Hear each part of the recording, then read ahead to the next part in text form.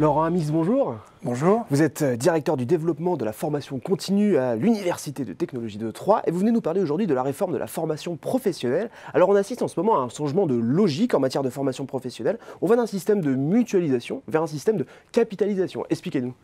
Alors il est vrai que la réforme annoncée donc, par Muriel Pénicaud au mois de mars dernier, qui reprend d'ailleurs certaines dispositions de l'accord signé par les partenaires sociaux le 22 février, marque un changement, je dirais, de paradigme par rapport au système qui avait été établi depuis 1971 et réformé à plusieurs reprises, qui s'appuyait notamment sur un dispositif emblématique qui était le congé individuel de formation, le CIF, donc appuyé plutôt sur une logique de mutualisation entre, je dirais, l'ensemble d'un corps social qui étaient les salariés, à une logique de capitalisation à laquelle renvoie le compte personnel de formation, le CPF, mis en œuvre par la précédente réforme de 2014 et effectif depuis 2015.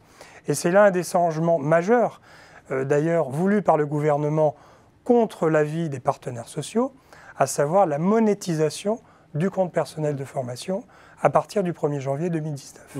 Alors on confère de nouvelles libertés aux salariés du coup ? Alors c'est, je dirais, le leitmotiv de la réforme, c'est libérer la formation et permettre à chacun de choisir, je dirais, son orientation professionnelle. Effectivement, le principe derrière lequel s'appuie, je dirais, cette logique de monétisation, c'est de laisser la liberté à chaque individu, qu'il soit salarié ou demandeur d'emploi, de choisir sa formation en évitant, je dirais, l'intermédiation actuelle portée par les organismes collecteurs de la formation professionnelle qui, demain, vont perdre cette partie de collecte au bénéfice de l'URSSAF. Alors est-ce que les individus vont s'emparer de ces nouvelles libertés qu'on leur confère ? Alors rien n'est moins sûr. Pourquoi ? Parce que alors, je dirais, la mesure emblématique annoncée par Muriel Pénicaud et cette fameuse application mobile CPF, qui nous renvoie un peu à un TripAdvisor ou un Booking.com de la formation.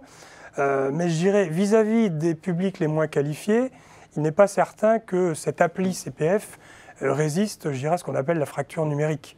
Donc seuls les plus agiles et ceux qui déjà ont une appétence marquée pour la formation risquent effectivement de s'emparer de ce dispositif. Alors justement, en matière d'inégalité d'accès à la formation, est-ce que la monétisation de la formation professionnelle va les accroître, ces inégalités, ou va les restreindre ?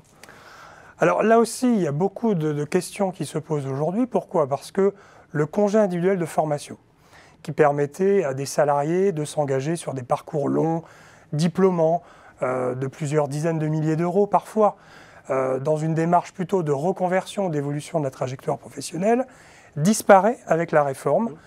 En remplacement est mis en place un CPF, donc compte personnel de formation de transition, dont néanmoins on s'interroge aujourd'hui sur le financement qui va être affecté à ce CPF.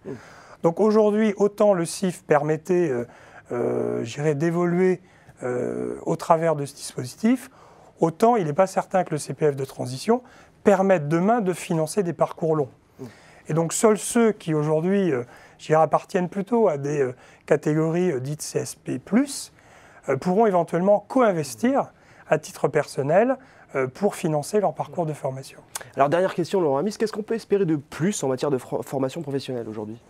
Alors, ce qu'on peut espérer, c'est effectivement une plus grande fluidité, je dirais, du marché et du système, qui était quand même caractérisé par la complexité, notamment liée à, je dirais, ce système d'intermédiation, qui portait d'ailleurs des inégalités, puisque selon que vous soyez dans une branche ou dans une autre, les conditions de prise en charge d'une même formation pouvaient différer. Bon. Donc là, plus de transparence, plus, je dirais, d'égalité de traitement, quelle que soit la branche à laquelle appartient un salarié. Et puis également, ce que l'on peut attendre et ce que l'on pourrait attendre pour aller dans le prolongement, je dirais, de ce qui est mis en œuvre avec le CPF et avec la personnalisation des droits à la formation, c'est la mise en place d'une sorte de crédit impôt formation que pourraient mobiliser les individus pour justement les inciter à pouvoir financer leur formation et investir eux-mêmes sur leurs compétences. Eh bien, le message est passé. Merci beaucoup, Laurent Amis, d'être venu sur notre plateau nous parler formation professionnelle. Merci à vous. Merci à vous.